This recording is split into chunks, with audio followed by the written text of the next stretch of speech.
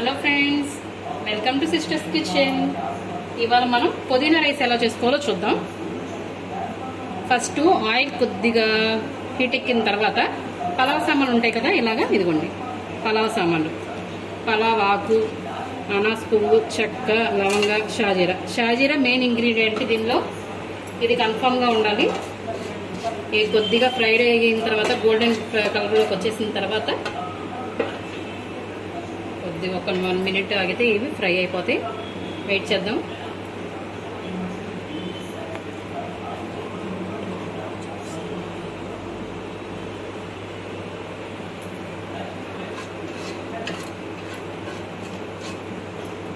అవి అలా వేగిన తర్వాత కొద్దిగా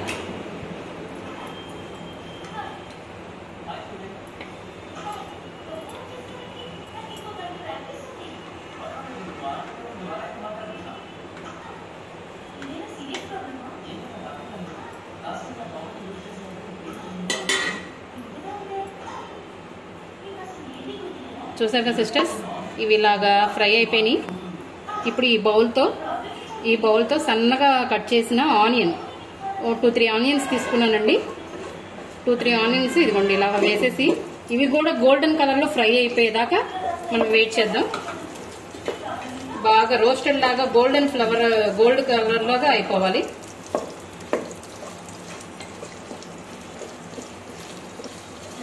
ఇవి ఎగిపోయేదాకా మనం మూత పెట్టుకొని కవర్ చేసేసుకొని ఒక 5 మినిట్స్ మనం ఈలోపు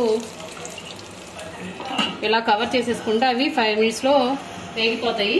ఈలోపు మనం పుదీనాని బాగా వాష్ చేసి చిన్నగా బాగా ఒలిచిన తర్వాత ఇదిగోండి పుదీనా, కొద్దిగా పచ్చిమిరపకాయ, కొద్దిగా సాల్ట్ తీసుకొని, నేను కల్లుప్పే ప్రిఫర్ చేస్తానండి, అదే టేస్ట్గా ఉంటుంది.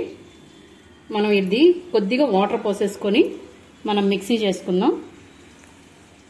గ్రైండ్ చేసుకోవడం కూడా చాలా ఫైన్ గ్రైండ్ అంటారు కదా, మెత్తగా చేసుకుంటే చాలా బాగుంటుందండి పుదీనా రైసు. మనం ఇది మిక్సీ చేసి చూసారు కదా ఫ్రెండ్స్, కొద్దిగా గోల్డెన్ బ్రౌన్లోకి వచ్చేసినాయి. మనం ఇప్పుడు 1 స్పూన్ అల్లం వెల్లుల్లి పేస్ట్ వేసేసి అది కూడా 5 మినిట్స్ ఈ మొత్తం గోల్డెన్ అయిపోయేదాకా వెయిట్ చేద్దాం. ఈలోపు పెరుగు చట్నీ తయారు చేసుకున్నాం మనం. ఓకే, ఇందాక మీకు చెప్పాను కదా, ఇలాగా ఫైన్ పేస్ట్ తయారు చేసుకోవాలి పుదీనాది. ఇదిగోండి పుదీనా పేస్ట్ ఇలా చేసేసుకొని ఒక బౌల్లో పన్నీర్ కట్ చేసి పెట్టుకొని ఈ రెండు ఫ్రై అయిన తర్వాత ఇదిగోండి గోల్డెన్లోకి వచ్చేస్తున్నాయి ఇవి. అల్లం వెల్లుల్లి పేస్ట్ కూడా నేను ఇంట్లోనే ప్రిపేర్ చేసుకున్నానండి, అదే మనకి మంచి టేస్ట్ వస్తుంది, మనకి హెల్త్కి కూడా చాలా మంచిదండి. ఇలా ఆయిల్ పైకి వస్తుంది చూసారు కదా, అవి కొద్దిగా వేగిన తర్వాత గోల్డెన్ బ్రౌన్లోకి అయిపోయిన తర్వాత మనం మళ్ళీ పుదీనా రైస్ చూసారు కదా ఫ్రెండ్స్, ఇవి వేగిపోయినాయి. ఇప్పుడు మనం ఈ మిక్సీ జార్లో ఉన్న పుదీనా వాటర్ అంతా వేసేద్దాం. ఈ పుదీనా పేస్ట్ వేసేసుకొని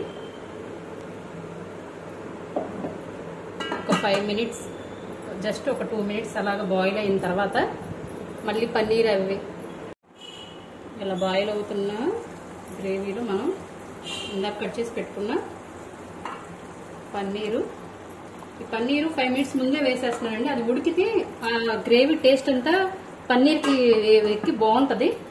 దీనికి మళ్ళీ మనం ఆల్రెడీ గ్రేవీలో వేసుకున్నాము కొద్దిగా సాల్ట్, అంటే మనం రైస్ వేస్తాం కాబట్టి ఇంకా దానికి సరిపడా వేసేసుకోవాలి. మళ్ళీ రైస్ వేసిన తర్వాత సాల్ట్ వేయాలంటే కుదరదు కాబట్టి ఇప్పుడు సరిపడా సాల్ట్. ఇది ఆప్షనల్ అండి, ఎవరన్నా కావాలంటే వేసుకోవచ్చు, లేదంటే లేదు.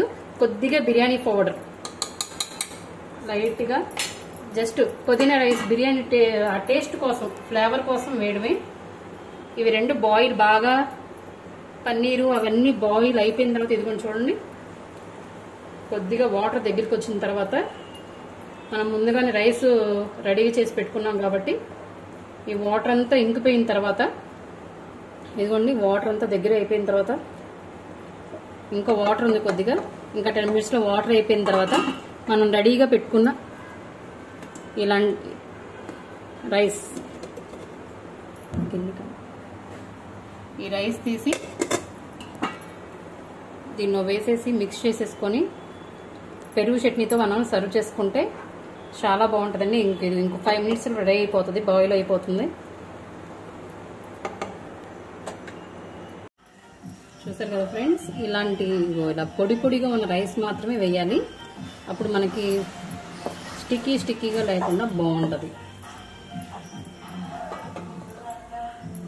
గ్రేవీ మొత్తం కలిసేలాగా ఇలా మిక్స్ చేసుకొని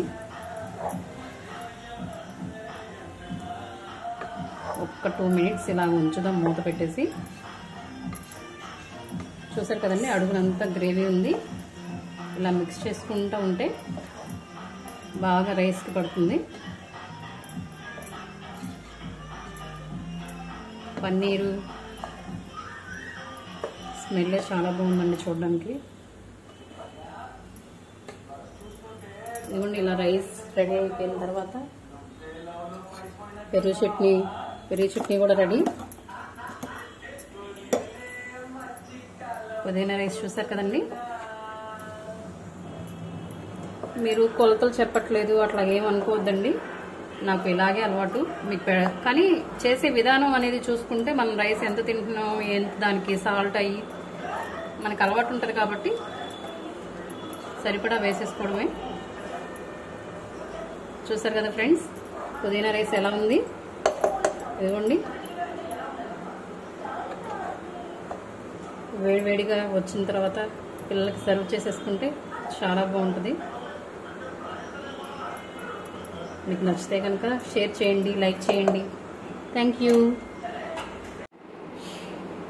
చూసారుగా ఫ్రెండ్స్, వేడివేడిగా పుదీనా రైస్ రెడీ అయిపోయింది. ఇలా సర్వ్ చేసుకోండి పెరుగు చట్నీతో. Okay, thank you.